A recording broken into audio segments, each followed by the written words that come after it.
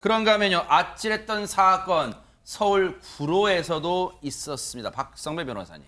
어제 새벽 2시경 112 신고 전화가 걸려옵니다. 어떤 여성이 서울 구로구의 한 모텔인데 50대 남성이 저를 감금하고 폭행하고 있어요라는 내용이었습니다. 어머. 신고를 접수한 경찰 즉각 출동했는데 네. 이후의 상황은 영상 보시면서 확인해 어허. 보시겠습니다. 이 깜깜한 새벽 순찰차에서 내린 경찰관들 골목길을 수색합니다. 또 피해자의 연락을 받고 오토바이를 타고 달려온 피해자의 아들도 있었는데 네. 피해자의 아들의 손짓에 경찰관들이 어디론가 긴급히 뛰어가기도 합니다. 어허. 이 수색은 약 20분간 이어지지만 네. 이후 구급차와 소방차도 연이어 출동합니다. 네. 그렇지만 경찰이 피해자의 아들이 알려준 곳을 향해 가봤지만 가해 남성은 이미 도주한 상태였습니다. 야, 지금 긴박한 순간이에요. 당시 출동했던 경찰의 얘기 들어보시고 이어가 보도록 하겠습니다. 오늘 다급한 목소리로 112 신고가 떨어졌어요. 납치를 당했다. 오랫동안 지금 감금 당하고 있다. 좀 구해달라. 정확하게 지금 안 돼서 전화상으로 혹시나 통화가 되면 그 여관 이름이라도 알고 싶어서 전화를 했는데 남자가 받았어요. 남자가 성질난 목소리로.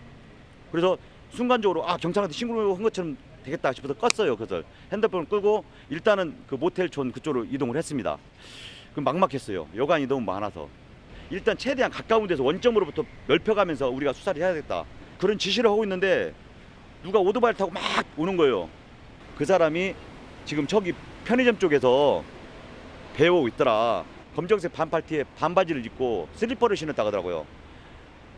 그 정도면 인사차 어느 정도 다 나와서 빨리 가면 잡겠다 싶어서 저하고 3명이서 막 뛰어갔어요. 골목으로 숨었을 것 같아서 다 뒤졌는데 없었어요, 현장에는. 김보람 변호사님, 지금 임닭은 경감님의 말씀처럼 1분 1초를 다투는 긴박한 순간이 느껴지네요, 지금. 네, 맞습니다. 피해 여성을 감금하고 폭행했던 남성이 잠시 담배를 사러 간 사이에 이 피해 여성이 자신의 아들과 112에 이제 신고를 하게 됩니다. 전화를 받은 아들이 네. 이제 오토바이를 타고 오다가 편의점 주변에서 가해 남성을 보고 경찰에 이제 이 얘기를 하게 되고요. 네. 경찰이 편의점을 향해 갔는데 그때는 이미 가해 남성이 편의점을 벗어나서 모텔로 돌아가 버렸습니다. 아하. 그래서 당시에는 이제 검거를 하지는 못했는데 네. 모텔에서 돌아온 남성은 또 신고 사실을 알고 도주를 하게 됩니다. 아하. 경찰은 인근 모텔을 이제 수색한 끝에 네. 마침내 피해자는 발견했습니다. 피해자는 일단은 네. 구했어요. 긴급한 상황에서 구하긴 했습니다. 천만다행인데 일단은 그러면 이 몹쓸 남자를 잡아야 될 거 아닙니까? 관련해서 경찰 얘기 마저 들어보시고 이어가 보도록 하겠습니다. 여관에 가니까 쓰러져가지고 못 일어나요. 다리에 막 심하게 멍이 막 들어있고 좀 빨리 집에 좀 가고 싶다.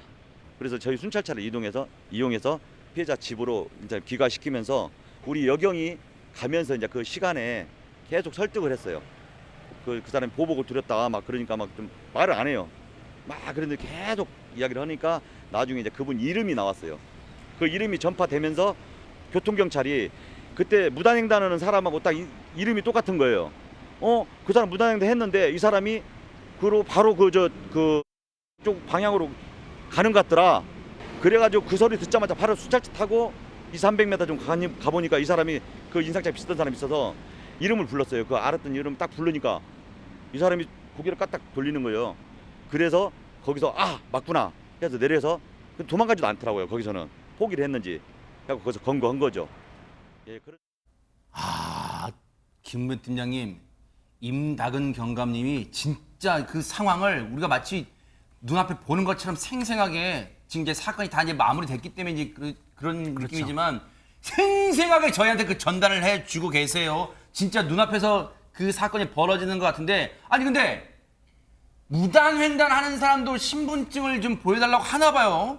무단횡단 하게 되면 신분증 확인을 하죠. 아하. 근데 알다시피 지금 이제 피해자로부터 이름을 들었어요. 아하. 그걸 무전으로 전파하니까 교통경찰이 보니까 좀 전에 내가 무단횡단하는 거 이름을 파악한 사람이에요. 아하. 근데 그 사람이 시장골목으로 도망을 갔습니다.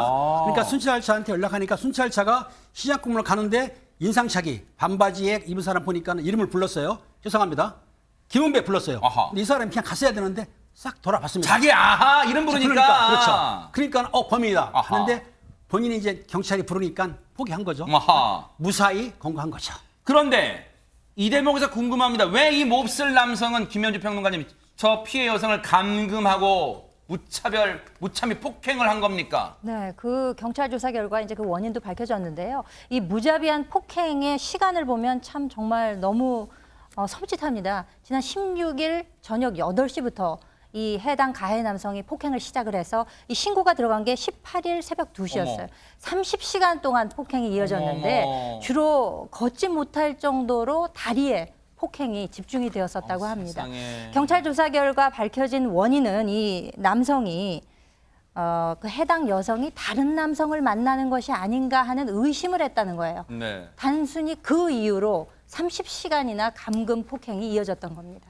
몹쓸 남성입니다. 경찰은 해당 남성에 대해서 지금 구속영장 신청을 검토하고 있는데 앞으로 어떻게 될지 뉴스파이터가 눈 부릅뜨고 이 몹쓸 남성의 이 사건 이후 상황을 지켜보도록 하겠습니다.